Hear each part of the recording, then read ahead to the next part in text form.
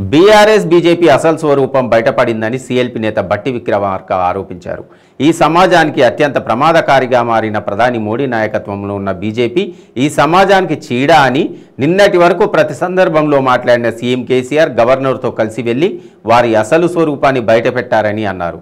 BJP BRS పార్టీలు వేర్వేరు కాదని రెండు ఒకటేనని అన్నారు. రాష్ట్రంలో ఇతర రాజకీయ పార్టీల ఉనికి లేకుండా చేయాలన్న వారి కుట్రపూరిత అవలక్షణాలను కాంగ్రెస్ పార్టీగా ఇప్పటికే బయటపెట్టామన్నారు. నిన్నటితో అది నిజమని తేలిపోయిందన్నారు. తేడా లాంటిదని చెప్పినటువంటి ముఖ్యమంత్రి గారు సడన్గా గవర్నర్ గారితో కలిసి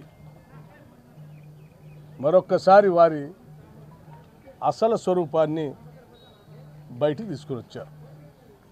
మేము మొదటి నుంచి చెప్తూనే ఉన్నాం, వీళ్ళిద్దరూ కలిసి ఆడుతున్నటువంటి నాటకం అని. Bharatiya Janata party TRS party రెండు ఒకటేనని, కావాలనే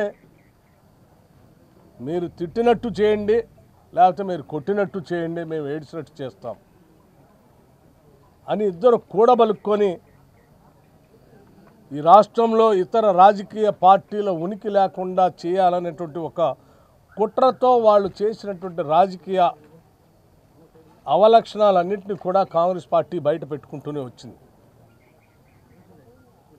మళ్ళొకసారి చెప్తా ఉన్నాం, మీ గతంలో అనేక సందర్భాల్లో రాజ్యాంగపరమైనటువంటి సందర్భాల్లో కూడా శాసనసభలో బడ్జెట్ సమావేశాలప్పుడు కానీ, లేకపోతే జెండా ఆవిష్కరణ సందర్భంలో కానీ ఎప్పుడు గవర్నర్ గారితో కలిసి మాట్లాడటానికి ఎదురుపడటానికి కూడా ఇష్టపడినటువంటి ముఖ్యమంత్రి గారు సయోధ్య అయిపోయింది, బేరం కుదిరింది, అందరూ ఒకటైపోయారు, కలిసి చిరునవ్వులు చిందిస్తూ నడుస్తూ ఉన్నారు. పాపం అమాయకులైన తెలంగాణ ప్రజ గుడ్డిగా నిన్నటిదాకా చూసి అమాయకంగా వీళ్ళు చెప్పిన మాటలు నమ్ముతారని వాళ్ళు భావించారు. కానీ తెలంగాణ సమాజం కానీ ప్రజలు కానీ ఈరోజు సంపూర్ణంగా అర్థమైంది.